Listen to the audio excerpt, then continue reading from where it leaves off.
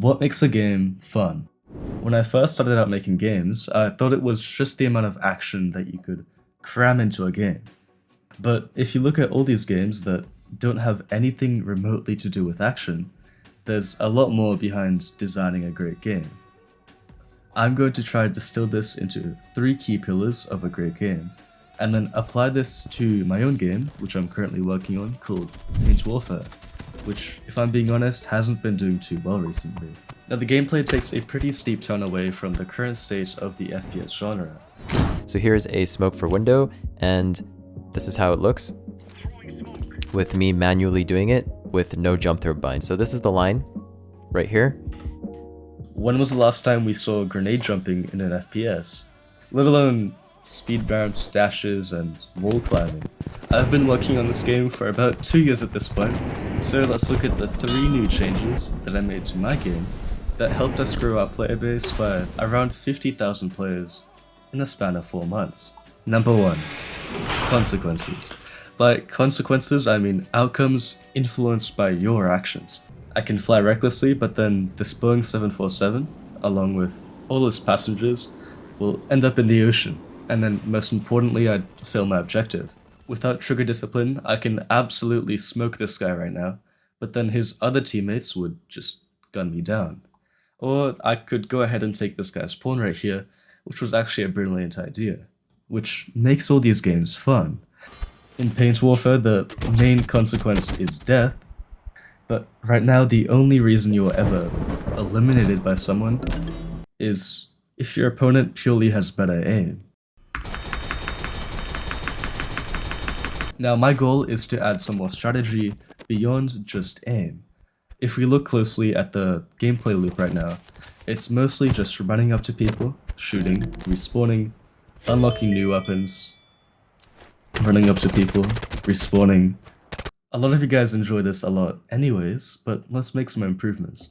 Now, when I looked at some other FPS games out there, I liked how they had these character systems, which add a lot more depth to the game with each character's unique abilities. Now, I don't know how many variations of a bean I can make, so instead let's make a more bare-bones system. I made some 3D models for each ability in Blender, and added a selector in the armory.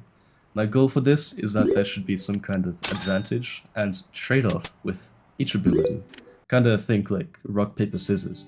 So essentially, it affects how you play. For example, with this new turret ability, all your turrets get destroyed when you respawn, so it's more advantageous to play defensively and set up a web of turrets, waiting for enemies to come to you. But if you're feeling more daring, you can equip a jetpack, flying in circles around players, and absolutely haunting them from the air. Now, with these new abilities, we make these split-second choices that make games more interesting. Like, how do I respond to the situation? What monkey do I place? Or what's the most strategic play here? And this leads us into the next massive change that I've made. Capture the flag. Now, for the longest time, the most popular game mode in the game was free-for-all. Free-for-all was also the only game mode in the game. Now, as a kid, I used to play a game called Pixel Gun 3D, which was a very heavy inspiration for Paint Warfare. Now, other than Team Deathmatch, my favorite game mode from Pixel Gun was Capture the Flag. You've probably heard of Capture the Flag from other FPS games like Quake or COD, but if you're unfamiliar, here's the most basic idea. In Capture the Flag, each team has their own base with their team flag, and your goal is to steal your enemy's flag and bring it back to your base as many times as you can in 15 minutes. And if you die, you just drop the flag wherever you were. Now, the challenge comes from both protecting your own flag and stealing the flag of your opponent at the same time. Basically trying to guess where they are and outplaying them. I put together a proof of concept, and this actually plays insanely well, so let's go all in and create a new map for this new game mode. I've always been fascinated by ancient Egypt, just how pretty the architecture is and these huge sandstone buildings. I put together some paths, and a few hours later we have this brilliant map.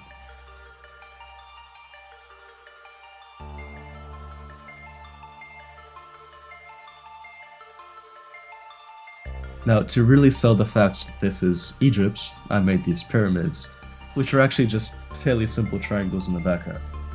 Let's test this out with my friend Goose, and the game played well, at least from my perspective.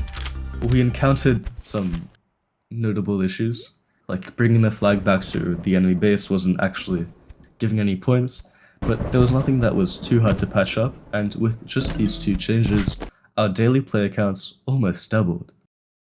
So let's take a look at the next key pillar of a fun game. Skill.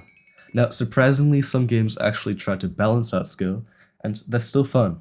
Think Mario Kart, which increases the drop rate of extremely good power-ups for players coming in last place, which actually makes the game more fun. But for a game to be something that you can really sink your teeth into, I think there needs to be a level of skill and mastery there. There's something satisfying about mastering a game, and the mastery in Paint's Warfare comes from absolutely abusing the movement. But for a game so distinctive in its movement mechanics, there's a surprising lack of verticality in the maps. I want to make it so that good movement gives you a good advantage in these maps. So let's make some improvements. In the Dragon Valley map, I added these huge trees that you can climb, and then in Blizzard, we made some boulders, some stacked crates for climbing, and these cave formations, which are really good for cover. Now, if I'm being honest, these changes, especially in Blizzard, look a little bit unnatural, but it plays well, so I think that's a pretty good trade-off. Now, the one final pillar of a great game, feedback. It needs to be fun to do stuff in your game. I mean, this is supposed to be a paintball game, and as one of you guys rightly pointed out, for a paintball game, there's a surprising lack of paint. So let's add some paint splatters. The trick that games use to add splatters and bullet holes is through something called decals, which are kind of like the stamp tool from MS Paint that we can place on in-game objects in our game. Now, the problem with this is that these paint splatters look pretty repetitive, so I made a few variations and also randomized their rotation slightly so they look more natural. This is genuinely awesome. While I was at it, I also designed a footprint texture. Now, please stop asking me how this bean can kick. I'm not really sure how it's possible, but I think it's pretty funny how you can kick other people in the head with a boot.